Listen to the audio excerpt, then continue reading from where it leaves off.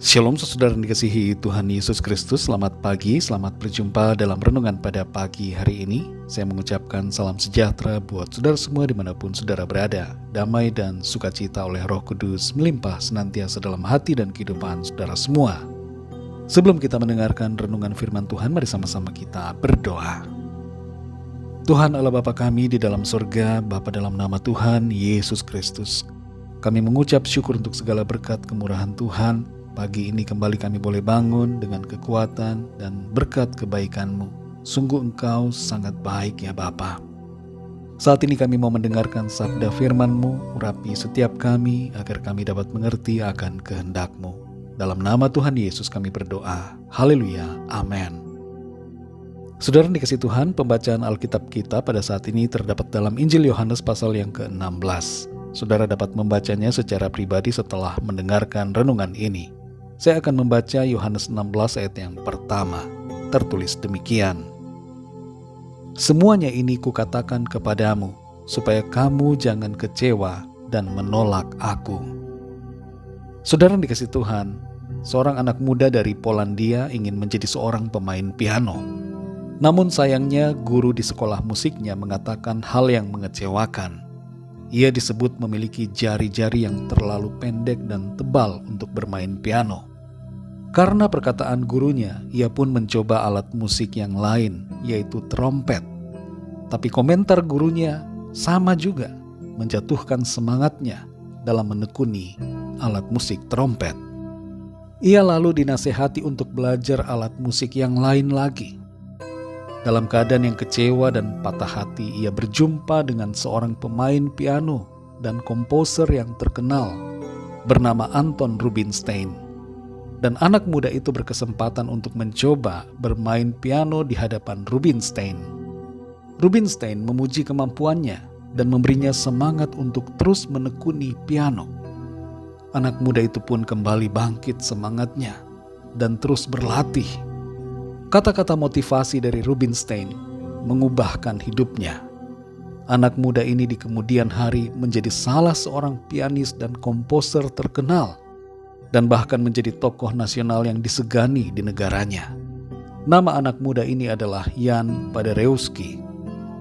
Saudara yang dikasih Tuhan, kata-kata motivasi diberikan dengan maksud agar tidak putus asa atau kecewa, tapi terus bersemangat dan melanjutkan. Demikianlah juga halnya yang dilakukan oleh Tuhan Yesus ketika ia menyampaikan tentang akan adanya berbagai tantangan dan masalah yang dihadapi oleh para muridnya di kemudian hari. Oleh karena iman mereka, Tuhan memberikan semangat dan motivasi kepada mereka agar mereka tidak menyerah dan putus asa, tapi tetap bertekun dan setia. Apa yang dikatakan oleh Tuhan Yesus bukan sekedar motivasi biasa, tapi merupakan firman Tuhan yang memberikan kekuatan. Dan perkataan ini saudara bukan hanya untuk para muridnya pada waktu itu, tapi juga untuk saudara dan saya yang adalah murid-muridnya di masa kini. Tuhan mau agar kita tetap bersemangat. Di dalam Yohanes 16 ayat 1 ini dikatakan, semuanya ini kukatakan kepadamu, supaya kamu jangan kecewa dan menolak aku. Kalau kita membaca pasal sebelumnya dan ayat-ayat di pasal ini, ada resiko yang hebat yang mengancam nyawa karena iman kita kepada Kristus. Semua resiko tersebut dinyatakan oleh Tuhan. Dan ini dimaksudkan agar kita semua siap dengan berbagai konsekuensi dari iman kita dan tidak menjadi kecewa serta tidak menolak Tuhan. Iblis dan dunia ini ingin membuat saudara dan saya lemah dan tidak lagi bertekun dalam iman. Iblis ingin agar kita tidak lagi tinggal dalam firman Tuhan, tapi keluar dari iman dan mencari yang lain di luar Tuhan. Namun saudara yang dikasih Tuhan, mari jangan sampai kita melepaskan iman kita kepada Kristus dalam menghadapi berbagai tantangan dan pergumulan hidup yang ada.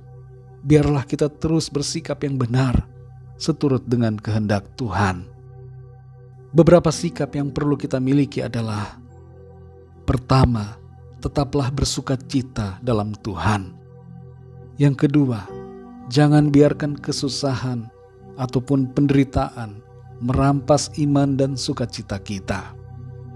Yang ketiga, hadapilah kesukaran dan tantangan dengan hati yang mengasihi Tuhan.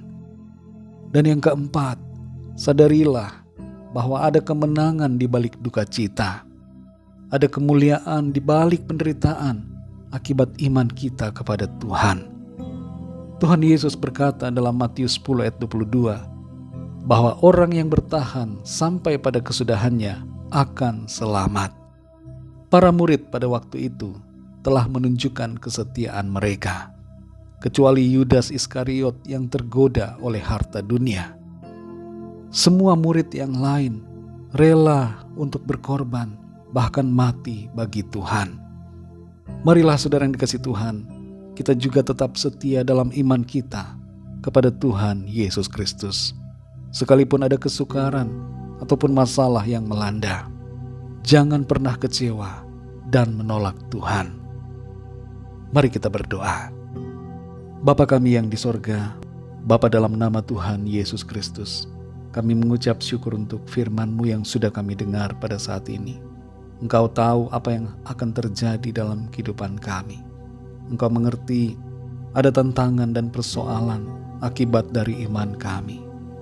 Itu sebabnya Tuhan, Engkau telah menyatakannya kepada kami, supaya kami tidak kaget, tapi kami siap dalam menghadapi semuanya itu. Dan terlebih khusus, supaya kami tidak kecewa dan tidak menolak Engkau. Kami bersyukur untuk kasih-Mu. Kami bersyukur untuk keselamatan yang daripada-Mu. Tuhan telah menebus dan menyelamatkan kami.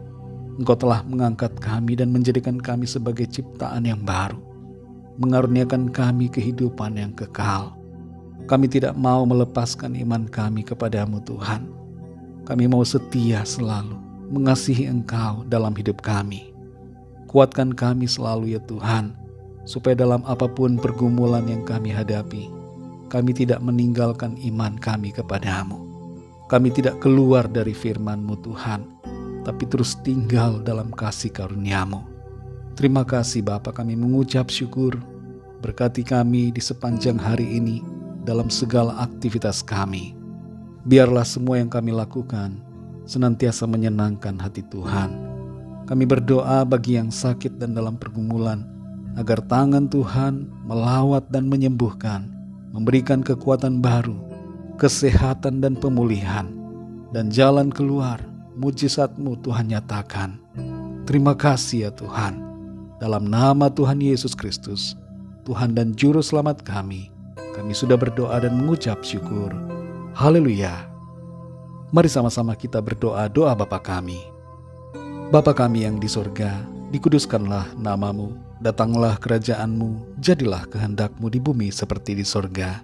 Berikanlah kami pada hari ini makanan kami yang secukupnya. Dan ampunilah kami akan kesalahan kami, seperti kami pun mengampuni orang yang bersalah kepada kami.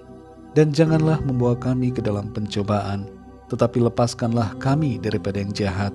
Karena Engkaulah yang mempunyai kerajaan dan kuasa dan kemuliaan sampai selama-lamanya. Amin.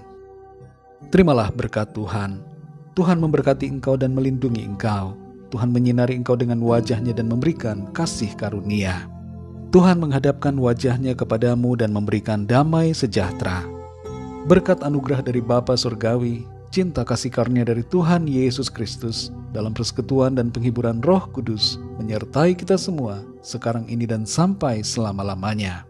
Dalam berkat nama Tuhan Yesus Kristus. Haleluya. Amin. Puji Tuhan, saudara yang dikasihi Tuhan, saya percaya firman Tuhan menjadi berkat dan kekuatan buat saudara semua, dan Roh Kudus akan menolong saudara untuk lebih lagi memahami kebenaran firman Tuhan. Tuhan Yesus memberkati saudara semua. Sampai jumpa dalam renungan yang berikutnya. Haleluya.